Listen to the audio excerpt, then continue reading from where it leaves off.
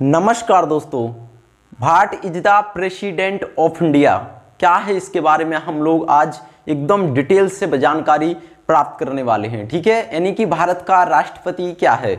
अगर हम थोड़ा सा पिछले भारत के प्रथम राष्ट्रपति के बारे में जाकर उनकी डिटेल्स देखें तो 1950 से 1962 तक भारत के प्रथम राष्ट्रपति डॉक्टर राजेंद्र प्रसाद का कार्यकाल रहा था। अगर हम देखेंगे ऐसी ही रणनीति कहां से कहां तक चलती आ रही है तो हम देखेंगे आर्टिकल 54(2) में कहा गया है भारत का एक राष्ट्रपति होगा। ऐसे ही आर्टिकल 53 में कहा है कार्यपालिका की शक्ति राष्ट्रपति में निहित है। ऐसे ही आर्टिकल 54 में कहा गया है राष्ट्रपति का निर्वाचन, इसमें ट्रिपल स्टार लगा के आप लोग नोट्स बनाएंगे। राष्ट्रपति का निर्वाचन के लिए 50 अनुमोदक व 50 प्रस्तावक की जरूरत पड़ती है। और इसमें इतना ही नहीं दोस्तों, केवल और केवल निर्वाचित सदस्य ही भाग लेते हैं। आर्टिकल 55 में कहा गया है कि राष्ट्रपति के निर्वाचन की पद्धति कैसे होती है। आरबीआई में राष्ट्रपति 15,000 रुपया की राशि जमा करेंगे। आर्टिकल 56 में कहा है राष्ट्रपति का कार्यकाल 5 वर्ष होगा।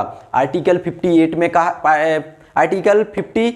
कहा है राष्ट्रपति की योग्यता, यानी कि राष्ट्रपति की योग्यता क्या क्या होती है। तो चलिए थोड़ी सी जानकारी दे देते हैं। राष्ट्रपति की योग्यता होती है वह भारत का नागरिक हो। नंबर 2, वह पागल दिमागलिया ना हो। नंबर 3, वह उसने कम से कम मिनिमम 35 वर्ष की आयु कर ली हो। कितनी इंपॉर्टेंट करके लिखेंगे, 35 वर्ष।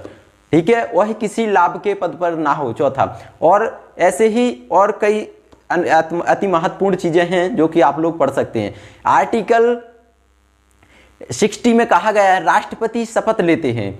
राष्ट्रपति को शपथ कौन दिलाता है दोस्तों? तो राष्ट्रपति को शपथ दिलाते हैं भारत के उच्चतम न्यायालय के मुख्य न्यायाधीश। ठीक है, अच्छा, किस चीज की शपथ लेते हैं? तो बोल देते हैं संविधान के संरक्षण, प्रतिरक्षण एवं परिरक्षण की शपथ लेते हैं। ठीक है, इसके बाद में हम जानेंगे राष्ट्रपति जब अपने संविधान का दुरुपयोग करके किसी गलत कार्य करते हैं तो उन पर आरोप भी लगाया जाता है। किसी भी सदन में उसका यानी कि वो प्रस्ताव लाया जा सकता है। और वो किस आर्टिकल के तहत होता है दोस्तों? तो वो होता है 61 के तहत। और दोस्तों इतना ही नहीं, हम जानेंगे राष्ट्रपति के पास क्या क्या शक्तियां हैं। तो हम बताएंगे शासन संबंधी सभी कार्य राष्ट्रपति के नाम पर होंगे, यानी कि। और इसके बाद में दूसरी नंबर पहला बताया, नंबर दूसरा होता है महालेखक नियंत्रण परीक्षा, जिसे हम कैग कहते हैं, उसकी नियुक्ति भी राष्ट्रपति करते हैं। राज्य के जो राज्यपाल इनकी गवर्नर होते हैं उसकी नियुक्ति कौन करता है दोस्तों? उन्हें शपथ कौन दिलाता है? तो हमारे राष्ट्रपति दिलाते हैं। संसद के दोनों सदनों की, लोकसभा और सदन यानी कि लोकसभा और राज्यसभा दोनों सदनों की संयुक्त बैठक का बुलाने का कार्य कौन करता है? राष्ट्रपति। लेकिन उनकी देखभाल और उनकी सब सुरक्षा कौन करता है? यानी कि वाइस प्रेसिडेंट ऑफ राष्ट्रपति। ठीक है, इतना ही नहीं दोस्तों, जल थल वायु के सर्वोच्च कमांडर अगर कोई होता है तो वो है हमारे प्रेसिडेंट, यानी कि राष्ट्रपति। इसके बाद दोस्तों आप लोग ट्रिपल स्टार बनाकर लिखेंगे, यानी कि आर्टिकल 72 में राष्ट्रपति की क्षमादान की शक्ति। और इसमें दोस्तों वो मृत्यु दंड को माफ करते हैं। और दोस्तों कहा गया है कि राज्यपाल के पास और राष्ट्रपति के पास बराबर शक्तियां होती हैं, लेकिन बस यहीं पे फर्क है।